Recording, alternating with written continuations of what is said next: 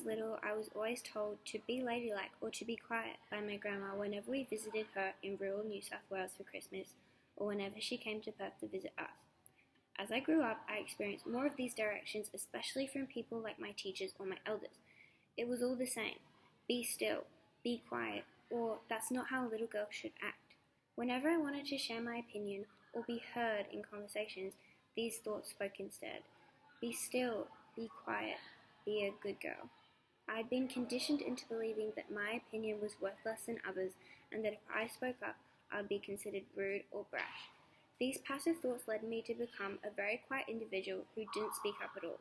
Little did I know that these submissive thoughts internalized at a very young age, and society's pressure on women and girls to keep internalizing these thoughts are impacting females all around the world in so many different ways, restricting them from achieving their ambitions and goals.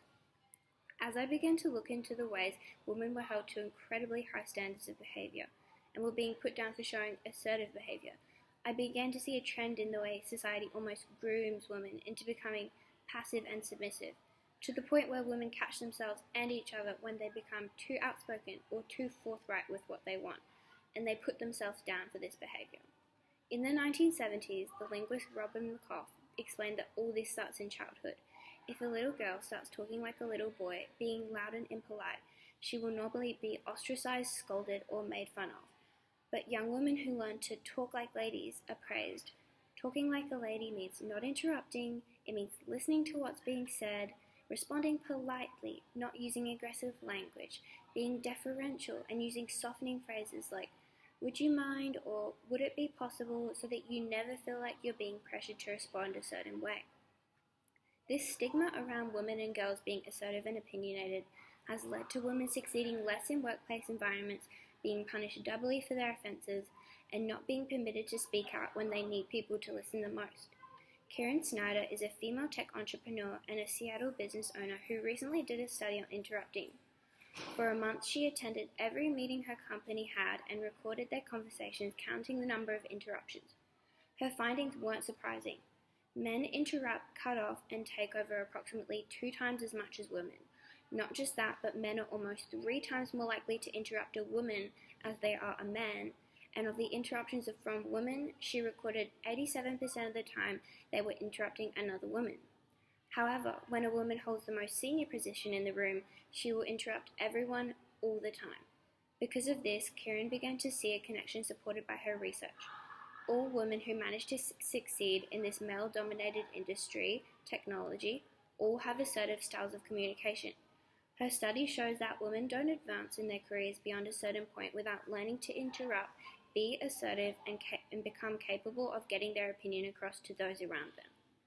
And yet our mindset towards women who do is different from our mindset towards men who do. You'll hear countless insults thrown at women who rise to senior levels in the workplace. She's harsh, she's bossy, she's ruthless, she's a bitch. But men are usually focused, determined, driven, and aggressive. An aggressive male boss is accepted and even considered an asset, while an aggressive female boss can be disconcerting and may even make some people uncomfortable. In 2018, Jessica Kennedy at Vanderbilt University in Tennessee ran an experiment. She told volunteers about a hospital administrator who deliberately filed a false Medicare claim. Some of the volunteers were told the administrator responsible for this fraud was named Jack. Others were told the administrator was Jane. The name was the only thing different in these 2 hypothetical cases. All the other details were identical. The volunteers were then asked to recommend a jail sentence for this administrator. The average recommended sentence was around 80 days for Jack and 130 days for Jane.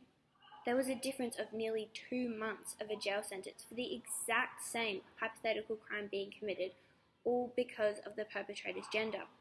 The results of this hypothetical suggest that women may be punished doubly for their offences, once for breaking the law and once for violating traditional gender roles.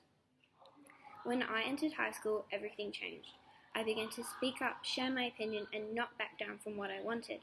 I realized that these standards that we set for females are simply not fair. You can have an impact. You can make a change.